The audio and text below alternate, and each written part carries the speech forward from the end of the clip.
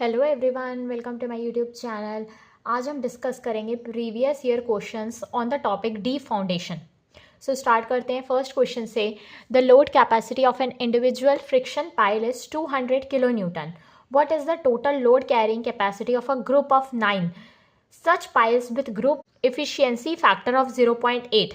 हमको पूछा है total load carrying capacity group pile की क्या होगी जब उसके ग्रुप की एफिशिएंसी फैक्टर 0.8 है। So, load carrying capacity of a group of pile किसके इक्वल होती है? Efficiency of a single pile into capacity of a pile, capacity of single pile into number of piles। हमारे पास piles कितनी है? Now, group की load carrying capacity हो जाएगी, efficiency factor है 0.8, सिंगल पाइल की कैपेसिटी है 200 किलो न्यूटन और नंबर ऑफ पाइल्स है 9 पाइल्स है हमारे पास। सो ग्रुप की लोड कैरिंग कैपेसिटी आ जाएगी किलो न्यूटन में 1440 kilo newton. So option C is the correct answer. Next question, a square plate of section 30 centimetre cross 30 centimetre and length 10 metre penetrates a deposit of clay having C equals to 5 kilonewton per meter square and mobilizing factor M equals to 0.8. What is the load carried by pile by skin friction only? हमको पूछा है load carried by pile using skin friction. So load carried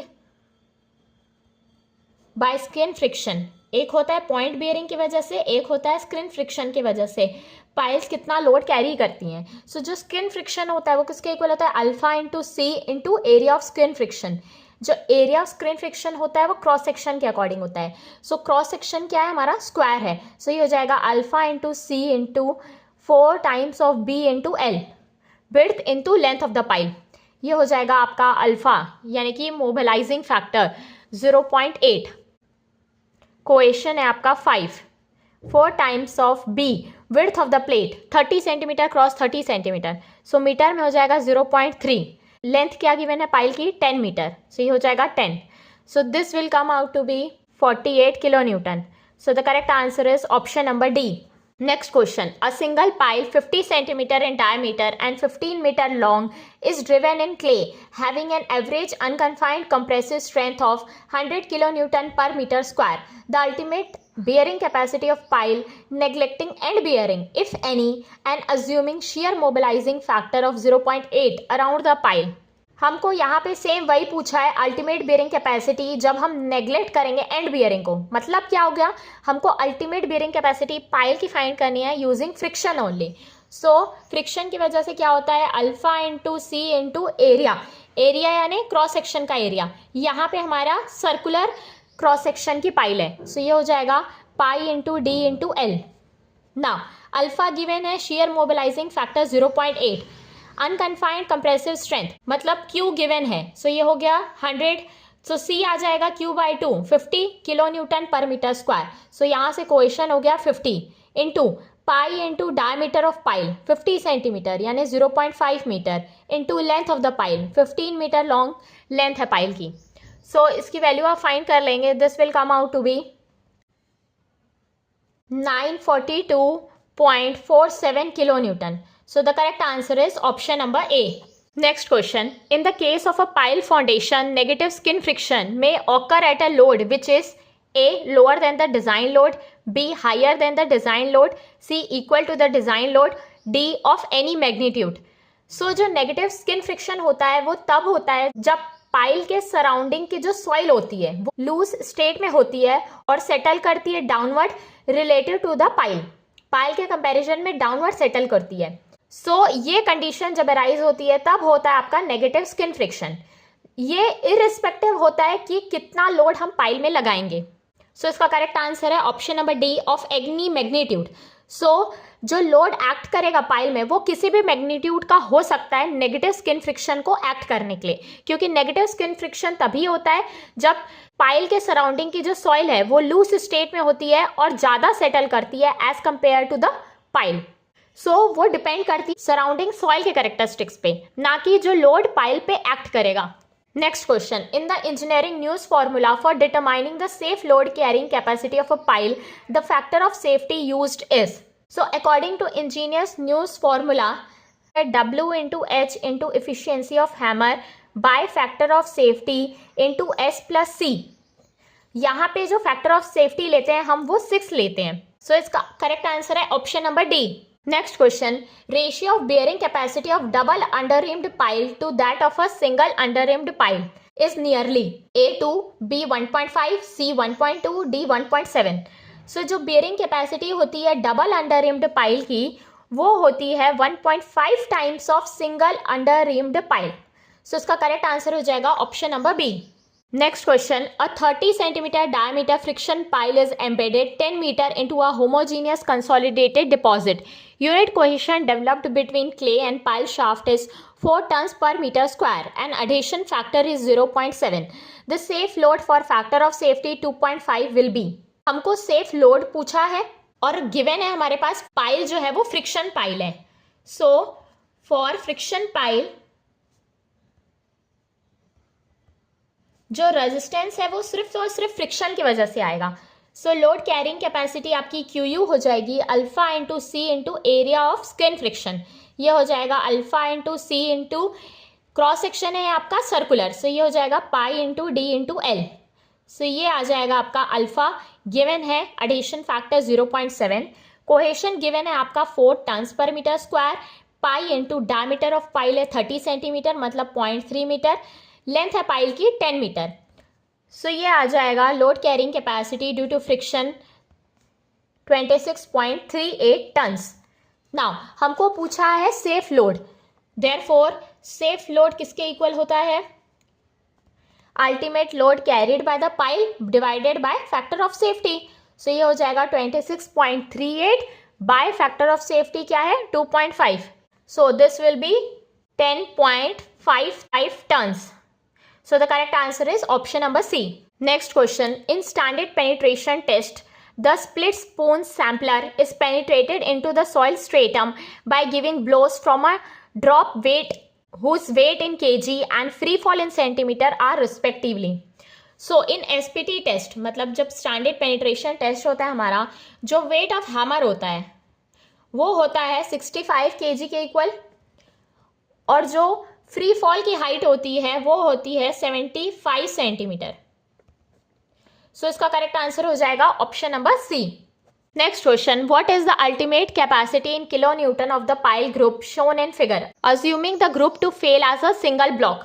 ये हमारे पास pile given है, उसके dimensions given है. 0.4 metre diameter की pile है. कोएशन 40 kilo newton per metre square है. इंटरनल फ्रिक्शन 0 डिग्री है. सेंटर टू सेंटर स्पेसिंग है 1.2 मीटर और जो डेप्थ है पाइल की वो है 10 मीटर. हमको पूछा है कितना लोड कैरी कर सकती है ये पाइल. यहाँ पे गिवन है पाइल फेल हो रही है as a single block. Given pile is failing as a single block. So ultimate load carrying capacity जो होगी पाइल ग्रुप की वो किसके इक्वल हो जाएगी? Alpha into C into area of skin friction plus C N C into bearing area. Now alpha for block failure होता है 1. यहाँ पे जो पाइल फेल हो रही है वो एज अ ब्लॉक है. So for block failure alpha 1 होता है. सो ये हो गया 1. Cohesion 40. Area of skin friction मतलब कि 4 times of B into L. यहाँ पे ये स्क्वायर सेक्शन है. सो विड्थ क्या हो जाएगी? यहाँ पे pile 1.2 metre centre to centre spacing में है. सो यहाँ से ये कितना हो गया 0.2. यहाँ से ये कितना हो गया 0.2. सो पाइल ब्लॉक का साइज कितना हो जाएगा 1.6 इंटू 1.6. ये साइज ऑफ पाइल ग्रुप हो जाएगा. नाउ यहाँ पे ये हो जाएगा 4 times of B into L. B है आपका 1.6. एल क्या है length of the pile 10 metre. So ये हो गया 10 प्लस सी कितना गिवन है क्वेश्चन 40 इंटू एन सी होता है 9 राइट. एरिया ऑफ बियरिंग ये आपका स्क्वायर शेप का ब्लॉक है. सो ये हो जाएगा 1.6 का square. Now ultimate load carrying capacity pile group की आपकी आ जाएगी 3481.6 किलो न्यूटन। सो इसका करेक्ट आंसर हो जाएगा option number D. Now the last question in the foundation is, this is asked in ESE। Generally इस टाइप के क्वेश्चंस गेट में भी पूछे जाते हैं। सो a precast concrete pile of size 50 centimeter cross 50 centimeter is to be driven into clay strata whose unconfined compressive strength is 110 kilonewton per meter square. Compute the length of the pile required to carry safe working load of 450 kilonewton with factor of safety of 2.5. Assume the adhesion factor alpha as 0.6. Given है हमारे पास unconfined compressive strength 110 kilonewton per meter square. सो कोएशन हो जाएगा आपका अनरेंड कोएशन QU/2 के equal. सो ये आ जाएगा आपका 55 kilo newton per metre square. हमको पूछा है लेंथ ऑफ द पाइल क्या होगी जब safe working load 450 kilo Newton का एक्ट करेगा। हमको क्या पता है, सेफ लोड किसके इक्वल होता है, ultimate load bye factor of safety के इक्वल होता है। यहाँ पे सेफ लोड आपका गिवन है 450 kilo Newton, factor of safety given है 2.5। सो ultimate load carrying capacity of pile हम फाइंड कर लेंगे। सो ultimate load carrying capacity of pile हो जाएगी आपकी CNC into bearing area plus alpha into C into skin friction का area. Circular cross section की pile है। सो C आपका गिवन है 55, NC 9 होता है। Bearing area cross sectional area आपका पाइल का स्क्वायर है। साइज क्या है, 50 क्रॉस 50 सेंटीमीटर की ये आपकी कंक्रीट की पाइल है। मींस क्रॉस सेक्शन क्या है, स्क्वायर क्रॉस सेक्शन है। सो बियरिंग एरिया हो जाएगा आपका 0.5 इंटू 0.5, स्क्वायर का area B square plus alpha given है 0.6, कोहेशन आपका आ गया 55, स्किन फ्रिक्शन का एरिया हो जाएगा 4 times of B into L। So 4 times of B यानी कि विड्थ ऑफ द सेक्शन। सो ये हो जाएगा 0.5 into length of the pile. Length हमको फाइंड करना है। यहाँ पे सेफ लोड गिवन है। सो यहाँ से अल्टीमेट लोड QU आ जाएगा 450 इंटू 2.5। सो ये हमारे पास गिवन है 450 इंटू 2.5। हमको लेंथ फाइंड करना है। सो यहाँ से लेंथ आ जाएगी आपके पास 15.17 metre. So this is the correct answer. अगर आपको मेरा वीडियो पसंद आया सो प्लीज़ वीडियो को लाइक करें एंड मेरे चैनल को सब्सक्राइब करें। Thank you.